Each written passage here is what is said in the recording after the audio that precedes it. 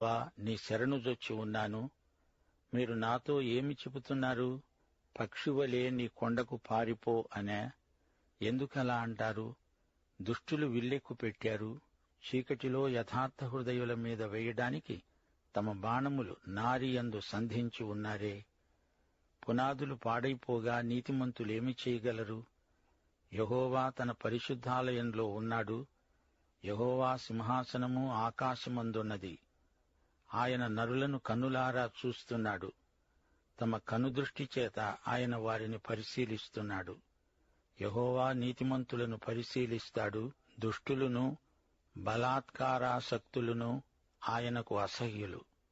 దుష్టుల మీద ఆయన ఉరులు కురిపిస్తాడు.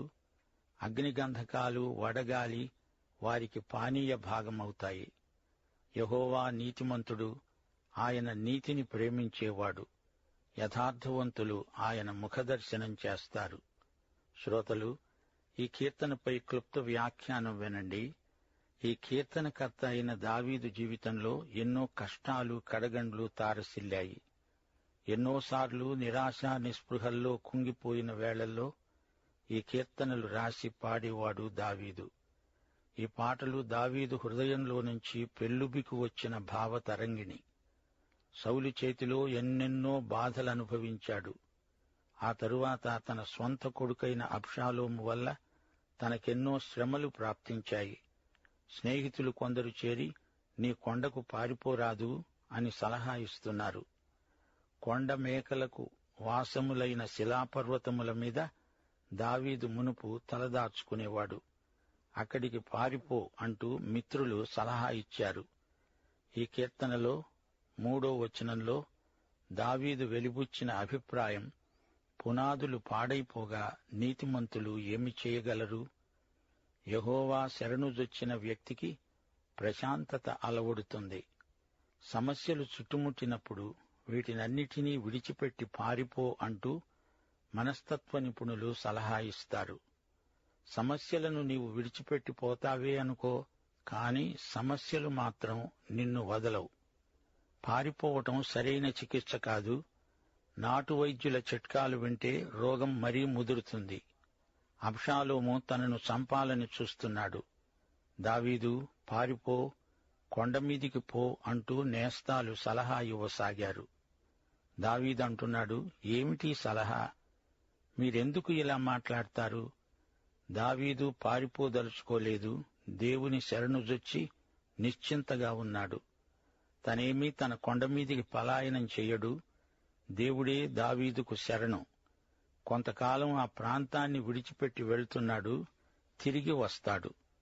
తన కుమారుడైన అబ్షాలోముకు ఎట్టి కీడు తలపెట్టవద్దని తన సేనా నాయకులకు ఖండితంగా ఆజ్ఞాపించాడు. దావీదు యుద్ధ విద్యలో గొప్ప అనుభవజ్ఞుడు. కొండల మీద, మైదానాలలో ఎలా యుద్ధం చెయ్యాలో, అందలి ఆనుపానులేవో అతనికి బాగా తెలుసు. అబ్షాలోముకు అనుభవం లేదు. ముక్కుపచ్చలారని యువకుడు. తుదకు అతడే ఓడిపోయాడు. ప్రాణాలు కూడా కోల్పోయాడు. అబ్షాలోము యుద్ధంలో హతుడైనప్పుడు దావీదు పుత్రశోకం చేత అట్టిట్టయిపోయాడు. పునాదులు పాడైపోయాయి అని దావీదు బాధపడుతున్నాడు. ఇదే అభిప్రాయం ఈ రోజున కూడా చాలా మంది దేవుని బిడ్డలు వ్యక్తం చేస్తున్నారు. సైతానును దేవుడు ద్వేషిస్తాడు. దేవుడు తన పిల్లలను ఎంతో ప్రేమిస్తాడు. ఇదే మనకు ఎంతో ఆదరణ.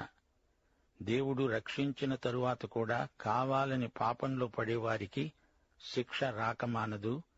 ఈ కీర్తనలో దావీదు మానసిక స్థితి స్పష్టంగా కనిపిస్తోంది. రక్షిత ప్రజలకు దేవుడు శత్రువు కావటం ఊహించరాని విషయం. తన సమస్యలకు దావీదు పరిష్కారం కనుగొన్నాడు. దేవుని వైపు తన దృష్టి మరల్చాడు. దేవుణ్ణి హత్తుకున్నాడు. అలనాడు అబ్రాహాము తన దేవుని పట్ల ఇలాంటి విశ్వాసాన్నే వ్యక్తపరిచాడు. దేవుడు నీతిమంతులను పరీక్షకు గురిచేస్తాడు. సమస్యలు వచ్చినప్పుడు వాటి నుండి పారిపోవటం కాదు, దేవుని సంకల్పమేదో తెలుసుకోగలిగేందుకు దేవుని శరణుజొచ్చి ప్రశాంతంగా ఉండిపోవటం శ్రేయస్కరం. సమాజానికి ఆధారంగా ఉన్న పునాదులను దుర్మార్గులు ధ్వంసం చేస్తారు. దేవుడు తమ పక్షాన ఉన్నాడని ఎరిగినవారై దేవుని బిడ్డలు నీతి న్యాయములననుసరించి బ్రతకాలి. కష్టాలు, ప్రమాదాలు ముంచుకు వస్తే దావీదులాగా ధైర్యం వహించాలి. తన బిడ్డలలో ప్రవర్తిల్లేదంతా దేవునికి తెలుసు. ఆయన సింహాసనాసీనుడు. ఆయన సమస్తమును నిర్వహిస్తాడు, పరిపాలిస్తాడు. సమస్తము తన బిడ్డల మేలుకే సమకూడి జరిగేటట్లు చేస్తాడు. 2 తెస్సలోని పత్రిక 1వ అధ్యాయం 7-8 వచనాలు. ప్రభువైన యేసు తన ప్రభావమును కనపరచు దూతలతో కూడా పరలోకము నుండి అగ్నిజ్వాలలలో ప్రత్యక్షమై దేవుని ఎరుగని వారికి, మన ప్రభువైన యేసు సువార్తకు లోబడని వారికి ప్రతిదండన చేసేటప్పుడు మనలను శ్రమపెట్టే వారికి శ్రమ పొందుతున్న మీకు మాతో కూడా విశ్రాంతి అనుగ్రహించటం దేవునికి న్యాయమే. ఇదే తలంపును దావీదు ఈ కీర్తనల్లో వ్యక్తం చేశాడు. ప్రకటన 21వ అధ్యాయం 8వ వచనం ప్రకారం అవిశ్వాసులు, అసహ్యులు, నరహంతకులు, వ్యభిచారులు, మాంత్రికులు, విగ్రహారాధికులు, అబద్ధికులు అందరూ అగ్నిగంధకాల్లో మండుతూ ఉన్న గుండములో పాలు పొందుతారు. ఇది 2వ మరణం. యెహోవా ప్రేమించినట్లే న్యాయాన్ని ప్రేమించే వారంతా ఆయన ముఖాన్ని చూస్తారు. నీతిపరుల మరణం తరువాత వారికి ప్రాప్తించే పరలోక వాసాన్ని గురించి దావీదు ప్రస్తావిస్తున్నాడు. వారు పరలోకంలో సదాకాలము దేవుని ముఖదర్శనం చేస్తారు. ఆయన సన్నిధిలో సంపూర్ణ సంతోషం, నిత్యానందం. నేను మేల్కొని నీ స్వరూప దర్శనంతో నా ఆశను తీర్చుకుంటాను అంటున్నాడు దావీదు. ఇప్పుడు మనం 12వ కీర్తనలోకి వచ్చేశాము. ప్రధాన గాయకునికి రాయబడిన కీర్తన, అష్టమశ్రుతి మీద పాడదగిన కీర్తన. ద్రోహుల బారి నుండి రక్షించుమని సహాయాన్ని కోరుతూ దావీదు ప్రార్థన చేస్తున్నాడు. భక్తిహీనుల మధ్య భక్తిపరులకు శ్రమలు, హింసలు తప్పవు. ఇశ్రాయేలు శేషిత ప్రజలకు రాబోయే మహాశ్రమలను గురించి ఈ కీర్తన ప్రవచిస్తున్నది. అన్యుల మధ్య నుండి వచ్చిన విశ్వాసులకు కూడా శ్రమలొస్తాయి. దేవునికి ప్రతికూలమైన బోధలు కూడా మొదలవుతాయి. ఇశ్రాయేలులో అప్పుడు, దేవుని సంఘంలో ఇప్పుడు విమత ధోరణులు కనిపిస్తూనే ఉన్నాయి. 12వ కీర్తన 1వ వచనం, యెహోవా నన్ను రక్షించు.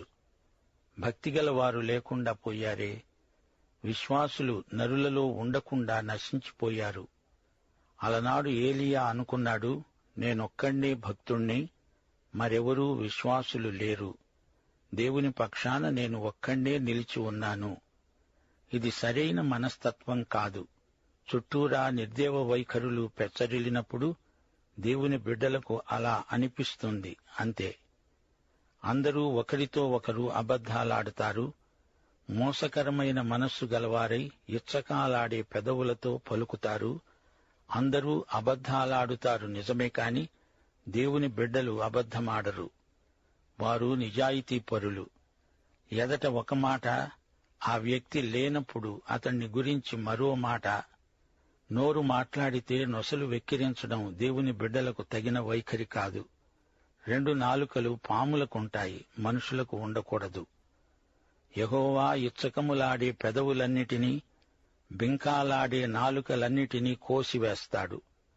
మా నాలుకల చేత మేము సాధిస్తాము, మా పెదవులు మావి, మాకు ప్రభువు ఎవడు అని వారనుకుంటారు. వారికెంతో గర్వం, ఇష్టం వచ్చినట్లు మాట్లాడతారు. సంఘాలలో కూడా ఇలాంటి మాటకారి మనుషులు ఉంటారు. యూదాపత్రిక 16వ వచనం, వారు తమ దురాశల చొప్పున నడుస్తూ లాభము నిమిత్తము మనుషులను కొనియాడుతూ సణిగేవారు, తమ గతిని గూర్చి నిందించేవారు అయి ఉన్నారు. వారి నోరు డంబమైన మాటలు పలుకుతుంది. విమత సిద్ధాంతాలకు అమ్ముడుపోయిన భ్రష్టులు. 5వ వచనం నుండి దేవుని ప్రజల తరహా ఎలా ఉందో చూడండి. బాధపడేవారికి చేయబడిన బలాత్కారమును బట్టి, దరిద్రుల నిట్టూర్పులను బట్టి నేనిప్పుడే లేస్తాను. దేవుడంటున్నాడు, నేను నా బిడ్డలను దాచి ఉంచుతాను. సురక్షిత ప్రదేశంలో వారినందరినీ క్షేమంగా భద్రంగా ఉంచుతాను. రక్షణను కోరేవారికి నేను రక్షణ కలుగజేస్తాను అని యెహోవా సెలవిస్తున్నాడు. యెహోవా మాటలు పవిత్రమైనవి. అవి మట్టి మూసలో 7 మారులు కరిగి ఊదిన వెండి అంత పవిత్రమైనవి. దుర్మార్గులు ముఖస్తుతి మాటలు పలుకుతారు. వారి మాటలు నమ్మదగినవి కావు. దేవుని మాటలు మహాపవిత్రమైనవి, ఎడతెగక వినదగినవి. దేవుని వాక్యము అనే దుర్భేద్యమైన కోటలో ఆయన మనలను భద్రంగా ఉంచుతాడు. యెహోవా, నీవు దరిద్రులను కాపాడుతావు. ఈ తరము వారి చేతిలో నుండి వారిని నిత్యము రక్షిస్తావు. నరులలో నీచవర్తన ప్రబలమైనప్పుడు దుష్టులు గర్విష్ఠులై నలుదిక్కులా తిరుగులాడతారు. ఈ రోజున లోక వ్యవహారం అచ్చం ఇలాగే ఉంది. మహాశ్రమల కాలం రాబోతోంది. అప్పుడు కూడా ప్రజలు ఇలాగే ఇంతకంటే ఎక్కువగా బరితెగి తిరుగాడుతారు. యెషయా గ్రంథం 66వ అధ్యాయం 5వ వచనం. యెహోవా వాక్యమునకు భయపడేవారలారా, ఆయన మాట వినండి. మిమ్ములను ద్వేషిస్తూ నా నామమును బట్టి మిమ్ములను త్రోసివేసే మీ స్వజనులు మీ సంతోషము మాకు కనపడునట్లు యెహోవా మహిమనొందునుగాక అని చెబుతారు. వారే సిగ్గునొందుతారు. మీకే ఆనందం, వారికే సిగ్గు. ఇది జరగబోయే ప్రవచన వాక్కు. ఈ యుగ సమాప్తి యందు యెరూషలేములో ఆలయారాధనకు చెందిన ప్రవచనమిది. లూకాసు వార్త 22వ అధ్యాయం 53వ వచనంలో ప్రభువే స్వయంగా చెప్పాడు, ఇది మీ ఘడియ, అంధకార సంబంధమైన అధికారం. శత్రువు జయించినట్లు తాత్కాలికంగా కనిపించినా దేవుని బిడ్డలు మాత్రమే విజేతలు. దేవుని బిడ్డల మహిమ దృష్ట్యా దేవుడు వారిని క్రమశిక్షణలో పెట్టవచ్చు గాని అది తాత్కాలికమే. ఇప్పుడు మనం 13వ కీర్తనలోకి వస్తున్నాము. ఈ కీర్తనలో దావీదు మానసికంగా ఎంతో కృంగిపోయి ఉన్నాడు. 9వ కీర్తన నుండి 15వ కీర్తన వరకు ఇశ్రాయేలుకు సంభవించబోయే మహాశ్రమల ప్రవచనమున్నది. ఈ శ్రమల కాలంలో అంత్యక్రీస్తు, దేవునికి విధేయులై నమ్మకంగా జీవించిన యూద శేష ప్రజ. అది కఠిన పరీక్షా సమయం. ఈ కీర్తనలో దావీదు స్వంత అనుభవం కూడా ఉంది. అంతేకాదు, సంఘం ఎత్తబడిన తరువాతి కాలాన్ని కూడా ఈ కీర్తన ప్రవచిస్తుంది. సౌలురాజు ఈ సమయంలో దావీదును వెంటాడుతున్నాడు. ఈ సమయంలో తాను అదుల్లాము గుహలో దాగి ఉన్నాడు. ఫిలిష్తీయులు కూడా తన కోసమై పొంచి చూస్తున్నారు. అతని శరీర జీవాత్మలు బాగా అలసి సొలసి ఉన్నాయి. అతడు దేవునికి ఆక్రందన చేస్తున్నాడు. యెహోవా, ఎన్నాళ్ల వరకు నన్ను మరచిపోతావు? నిత్యము ఇలా మరిచిపోతావా? నాకెంతకాలము విముఖుడవై ఉంటావు? నిరాశా నిస్పృహలతో దావీదు ఆక్రందన చేస్తున్నాడు. దేవుడు తనను విడిచిపెట్టాడని భ్రాంతి చెందుతూ ఈ మాట అన్నాడు. దావీదు నిట్టూర్పు ఈ మాటలలో మనము వినగలం. పలు విధాల శ్రమలు అతణ్ణి చుట్టుముట్టాయి. దేవునియందు నిరీక్షణ ఉంచాడు. గాని ప్రతికూల పరిస్థితులు దాపురించాయి. ఎంతవరకు నా మనస్సులో నేను చింతిస్తాను? ఎంతవరకు నా హృదయంలో నేను దుఃఖాక్రాంతుడనై ఉంటాను? ఎంతవరకు నా శత్రువు నా మీద తనను హెచ్చించుకుంటాడు? ప్రభూ, ఎంతకాలమని నేనీ బాధ భరించేది? ప్రభూ, నీవైతే చూస్తున్నావు. నీవే నా దిక్కు. నేను నీ వైపునకే చూస్తాను. నీయందే నా నిరీక్షణ. యెహోవా, నా దేవా, నా మీద దృష్టి ఉంచి నాకు ఉత్తరమివ్వు. నేను మరణనిద్ర నొందకుండా వాణ్ణి గెలిచాను అని నా శత్రువు చెప్పకుండా, నేను తూలిపోయి ఉండగా నా విరోధులు హర్షించకుండా నా కన్నులకు వెలుగివ్వు. నేనైతే నీ కృపయందు నమ్మిక ఉంచాను. నీ రక్షణ విషయమై నా హృదయము హర్షిస్తున్నది. యెహోవా నాకు మహోపకారములు చేశాడు. నేనాయనను కీర్తిస్తాను. శత్రువుకు నన్ను అప్పగించకు దేవా, శత్రువుది పైచేయి కాకూడదు అంటూ దావీదు తన విశ్వాసాన్ని ప్రకటిస్తున్నాడు. నా స్వశక్తి ఎందుకు కొరగానిది అని దావీదు ఒప్పుకుంటున్నాడు. తన జాగ్రత్తలో తాను ఉన్నా దేవుని కాపుదల లేనిదే అంతా వృధా. తన రక్షణ, సంరక్షణ అంతా దేవుడే. ప్రియ శ్రోతలు, గ్రహించండి. సర్వకాల సర్వావస్థల్లో దేవుణ్ణి స్తుతించటం అభ్యసించండి. ఎవరినైనా ఎట్టి పరిస్థితిలోనైనా దేవుడు కాపాడగలడు, రక్షించగలడు, సంరక్షించగలడు. నిద్రపోవటానికి కూడా భయపడిన దావీదు దేవుని యందు భద్రతాభావాన్ని అలవర్చుకున్నాడు. దేవునికి స్తోత్రం. మహాశ్రమల మధ్యలో, ఇబ్బందుల కొలిమిలో కూడా దేవునికి స్తుతులర్పించగలం అంటూ ఈ కీర్తన మనకు వేనోళ్ల ప్రబోధం చేస్తున్నది. ముగింపులో ఓ చిన్న దృష్టాంతం వినండి. అతడొక దైవ సేవకుడు. అతని భార్య, అతడు నమ్మకంగా దైవసేవ చేస్తున్నారు. వారికి ఒక చిన్నారి పాప. ఆ పాపకు ఒక చిన్న మంచం లాంటిది అతడు తయారు చేస్తున్నాడు. పగలేమో తనకు తీరిక ఉండదు, రాత్రి మాత్రమే ఇంటి పనులు చేసుకోవాలి. వరండాలో చలిగా ఉందని సామానంతా తెచ్చుకొని వంటగదిలోనే రాత్రంతా కష్టపడి పాప కోసం ఒక చిన్న బెడ్ తయారు చేశాడు.